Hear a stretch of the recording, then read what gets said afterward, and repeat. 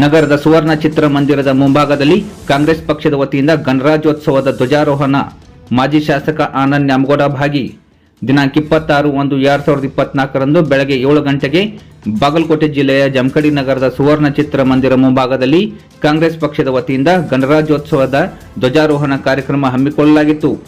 Jamkhandi block Congress ಅಧ್ಯಕ್ಷ ವರ್ಧಮಾನ್ ನ್ಯಾಮಗೌಡ ಅವರು ಗಣರಾಜ್ಯೋತ್ಸವದ ಧ್ವಜಾರೋಹಣ ನೆರವೇರಿಸಿ ರಾಷ್ಟ್ರಗೀತೆ ಹಾಡುವ ಮೂಲಕ ಗೌರವ ನಮನ ಸಲ್ಲಿಸಿದರು. ತದನಂತರ ಮಾಜಿ ಶಾಸಕ ಆನಂದ್ ನ್ಯಾಮಗೌಡ ಅವರು ನಾಡಿನ ಜನತೆಗೆ 75ನೇ ಗಣರಾಜ್ಯೋತ್ಸವದ ಶುಭಾಶಯಗಳನ್ನು ತಿಳಿಸಿ ಅವರು ಮಾತನಾಡಿದ್ದು ಹೀಗೆ. ಇವತ್ತಿನ ದಿವಸ ದೇಶಾದ್ಯಂತ ಗಣರಾಜ್ಯೋತ್ಸವನ ನಾವೆಲ್ಲರೂ ಕೂಡ ಬಹಳಷ್ಟು ಸಡಗರ ಸಂಭ್ರಮದಿಂದ ಆಚರಣೆಯನ್ನು ಮಾಡ್ತಾ ಇದ್ದೀವಿ. ಈ ಒಂದು ಶುಭ ಸಂದರ್ಭದಲ್ಲಿ ನಾಡಿನ ಜನತೆಗೆ ಗಣರಾಜ್ಯೋತ್ಸವದ ಶುಭಾಶಯಗಳನ್ನ ತಿಳಿಸಲಿಕ್ಕೆ ಬಯಸ್ತೀನಿ. 75ನೇ ವರ್ಷದ ಗಣರಾಜ್ಯೋತ್ಸವನ ನಾವೆಲ್ಲರೂ ಕೂಡ ಅರ್ಥಪೂರ್ಣವಾಗಿ ಆಚರಿಸಬೇಕಾಗಿದೆ. ಇವತ್ತು ಸಂವಿಧಾನವನ್ನ ಜಾರಿಗೆ ತಂದಿರುವಂತಹ ದಿವಸ.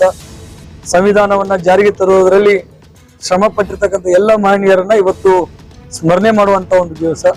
ನಮ್ಮ ಹಕ್ಕುಗಳನ್ನ ಪಡೆಯಲಿಕ್ಕೆ ಸಂವಿಧಾನವನ್ನ ರಚಿಸಿರುವಂಥದ್ದು.